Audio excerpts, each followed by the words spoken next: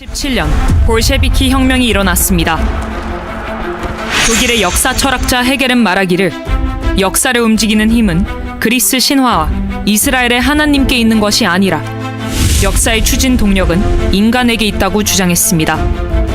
그리고 이러한 헤겔의 사상은 독일의 공산주의 혁명 사상가 엥겔스와 칼 마르크스에게로 옮겨갔습니다. 엥겔스의 아버지는 중소기업을 하는 사람이었는데 어느 날 엥겔스가 아버지가 경영하는 사업장을 방문한 후 자기 아버지 한 사람을 먹여 살리기 위해서 99%의 노동력이 착취당하는 것을 보고 엥겔스는 이러한 사회는 비정상적이다 라고 주장을 하면서 공산주의 혁명을 시작했습니다. 엥겔스는 아버지가 99%의 노동자를 위해 집에 돌아와서도 기업과 직원들의 업무를 계획하는 아버지의 정신적 노동은 생각하지 않았던 것입니다. 이것이 공산주의의 시작입니다. 엥겔스는 칼 마르크스와 연합하여 영국으로 갔습니다. 영국을 공산화시키기 위하여 노동자들에게 낫과 곡괭이를 가지고 지주의 목을 치자고 선동하였지만 요한 웨슬리의 복음의 벨트에 걸려서 실패했습니다. 요한 웨슬리는 영국의 복음주의자로서 무소속의 윌리엄 윌버포스를 의회 의원에 3번 출마시켰지만 떨어졌습니다. 그러나 결국 4번째 시도 끝에 윌리엄 윌버포스는 당선되어 요한 웨슬리의 지시에 따라 의회에서 노예 해방을 주장했고 의원들의 동의로 노예가 해방되었습니다. 그러나 노예가 해방되자 노예들이 길거리로 뛰어나와서 물건을 도둑질하는 것을 보고 영국 국민은 노예는 노예의 위치에 두어야 하는데 왜 그들을 해방시켜서 사회 문제를 일으켰는가 라고 요한 웨슬리를 원망했습니다.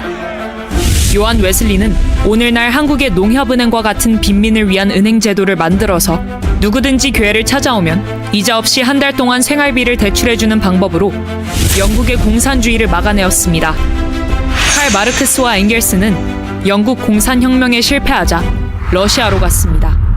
그곳에서 성찬식하는 모습을 보았는데 성찬식에 분병을 하는 장로를 평신도가 증오의 눈으로 째려보는 것을 보고 예배가 끝난 뒤에 왜 당신은 주님의 가장 거룩한 성찬식을 받으면서 장로를 증오의 눈으로 쳐다보는가 하고 물었더니 내일 아침에 내가 일하는 목화밭 농장으로 오라.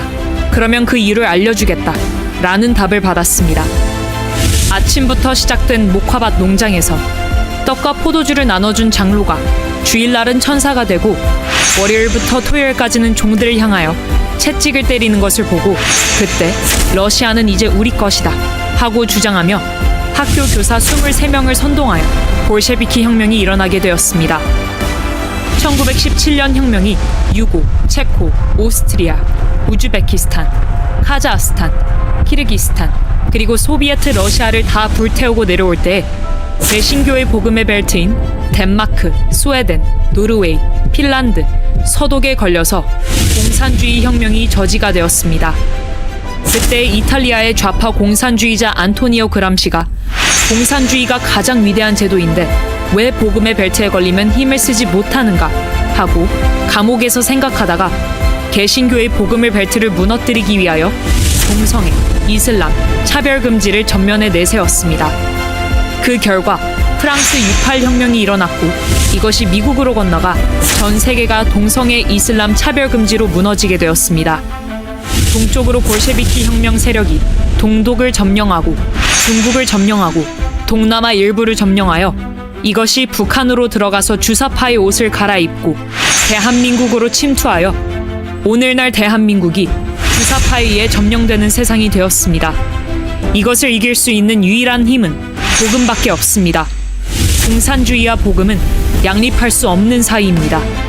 오늘날 대한민국은 정치, 경제, 사회, 군사, 외교, 문화, 언론, 민노총 등이 완전 주사파에 점령된 상태이고 그 증거는 김대중, 노무현, 문재인이 평양에 가서 낮은 단계의 연방제를 서명함으로 그때부터 대한민국은 무너졌습니다. 북한과 중국이 해킹 부대를 통하여 대한민국의 선거를 완전히 점령함으로 윤석열 대통령이 분노하여 중앙선관위를 압수수색하기 위해 계엄령을 선포하게 되었습니다. 그러나 당시 법사위원장이 헌법재판소에서 내란 혐의를 뺐음에도 불구하고 헌법 밑에 있는 국회에서 법률을 만들어 윤석열 대통령을 내란 수괴로 몰아 서울구치소에 감금시켰습니다. 이제 우리는 헌법 위의 권위인 국민 저항권으로 광화문 광장에 1,000만 명이 모여 이미 북한 주사파에게 점령된 대한민국을 정상적 국가로 구출해야 할 것이며, 이승만 대통령이 세웠고 박정희 대통령이 일으킨 세계 경제 6위, 군사력 5위의 나라를 속히 구해야 할 것입니다. 이재명 대통령은 연말까지 자진하야해야 할 것이며, 국회의원들은 자진 사퇴하고 3개월 안에 재선거를 실시하여 대한민국을 정상적 국가로 바로 세워야 할 것입니다. 광화문에 한 번이라도 나온 사람들은 총집결하여 1,000만 명이 광화문 광장에 모이면 4.19와 5.16 혁명 같은 효과가 일어날 것입니다. 이것은 헌법 위의 권위를 가지고 있기 때문에 대한민국은 제2의 건국을 해야 할 것입니다. 존경하는 국민 여러분, 우리는 광화문 운동을 7년 진행하였고 윤석열 대통령을 당선시켰으며, 그 결과 오늘까지도 우리는 대한민국에 살 수 있게 되었으나, 이재명은 문재인보다 더 사악한 자이므로 반드시 대한민국을 북한의 연방제로 넘기기 위하여 방위 출신을 국방부 장관에 임명하는가 하면 미 문화원에 불을 지른 김민석을 총리로 임명하고, 장 차관들은 군대도 안 다녀온 자들로 임명하여 대한민국을 전쟁 없이 북한의 연방제로 넘기려고 시도하고 있습니다. 우리는 북한의 연방제로 나라를 넘겨줄 수 없습니다. 반드시 이승만과 박정희 대통령의 정신으로 대한민국을 지키고 자유통일을 이루어 세계 G2 국가를 이루어야 할 것입니다. 정광훈 목사 드림.